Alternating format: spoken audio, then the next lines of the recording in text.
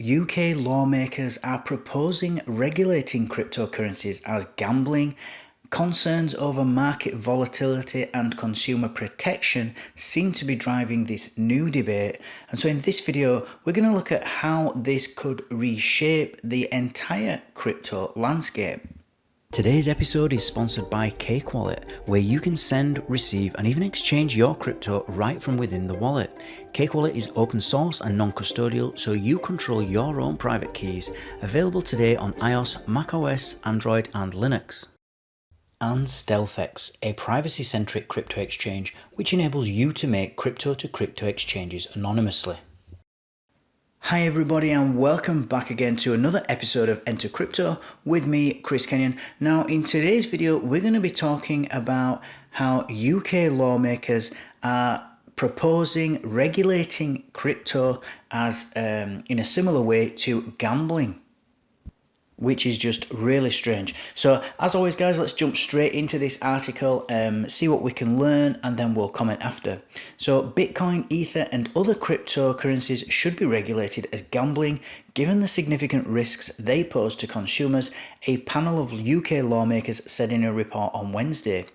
Britain, which wants to become a global hub for crypto and its underlying blockchain tech, is planning its first rules for crypto assets, which currently only comply with AML safeguards. Bitcoin and Ether account for 2/3 of all crypto assets and are not backed by any currency or asset, leading to volatility in prices and the potential for all money invested in them to be wiped out, the report from Parliament's Treasury Committee said. Regulating retail trading and investment in unbacked cryptocurrencies could create a halo effect that leads consumers to think the activity is safer than it is or protected when it is not, it said. We therefore strongly recommend that the government regulates retail trading and investment activity in unbacked crypto assets as gambling rather than as a financial service, consistent with its stated principle of same risk, same regulatory outcome, the report said. Industry body Crypto UK said it strongly disagreed with equating the crypto sector with gambling. We are both concerned and disappointed by these claims, which are unhelpful, false, fundamentally flawed, and unsubstantiated. The statement fails to reflect the true nature, purpose, and potential of the crypto industry, Crypto UK said in a statement. The FCA has repeatedly warned consumers they could lose all of their money invested in crypto. Crypto assets globally have a total market cap of about $1.2 trillion, a tiny part of the financial system, but the collapse of crypto firm FTX last year introduced greater urgency into regulating the sector. The events of 2022 have highlighted the risks posed to consumers by the crypto asset industry, large parts of which remain a Wild West, said Harriet Baldwin, who is the chair of the Treasury Committee, and around 10% of UK adults hold or have held crypto assets, according to official figures.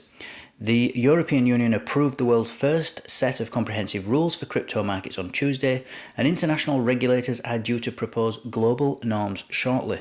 The underlying technology used by crypto assets has the potential to improve efficiency in payments, the report said.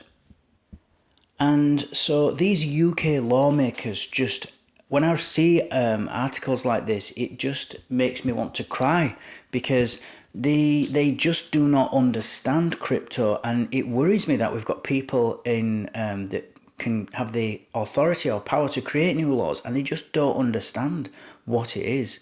You know, Bitcoin and Ethereum, their underlying asset is Bitcoin. You know, and the underlying asset for Ethereum is Ether. You know, that is the underlying asset, and it's backed. And if they want to know what it's backed by cryptography. Whereas the government's currency, in this case, it would be the pound, but you can say the same about the euro, the dollar, the yen. They are backed by nothing at all. So they are literally, if you want to say, you know, it's even backed, it's backed by trust. And so if people lose trust in that particular currency, the currency is worthless. And as far as I'm concerned, this is another sort of attack on crypto, really. It's bad press and it's wrong. And as Crypto UK said, it's unsubstantiated. It's just not true. And when they do this, when they label crypto trading, for example, as they have here, as gambling, this can alter, the public's perception of crypto. This leads, it can lead to people not trusting or losing trust in crypto when they don't really understand it, which means they can lose interest in it. And also, people will view crypto as riskier than it actually is, and they'll sort of put it in the same bracket as betting, which it isn't. And just because you can lose everything in gambling, which you can, and you can in crypto if you make silly decisions, but you can in the stock market. There is no investment that's risk free. Even your own business, you can put money into your own business, your own, blood, sweat and tears, and that business can go bankrupt, for various reasons, multiple reasons. So there is no investment that's risk free. You can lose your money in every single thing. So now they're not going to tell you that, because that would not support their narrative of, crypto being bad and crypto being super duper risky. And I sometimes ask myself, why are they doing this? Is there something more to it than just this narrative of trying to say that, crypto's bad? And it could be that sometimes if they're betting large amounts, there can be identity verification processes on gambling. They can sometimes limit the investment, the amounts that you invest, or put time delays on so you don't go through all your money straight away or really quickly.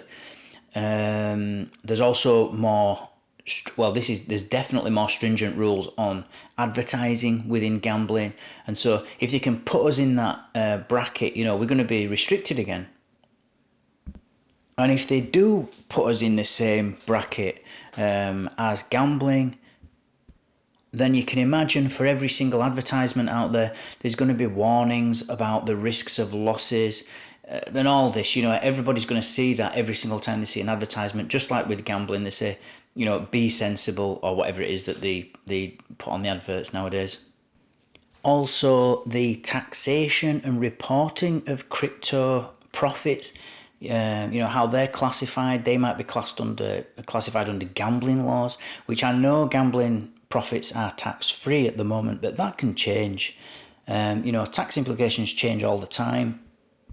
So your tax treatment of gains and losses can be altered, making it more, it could, as the potential to increase complexity of managing your crypto investments. Well, under the government, under this new idea is they're not even going to be investments. It's going to be, gambling.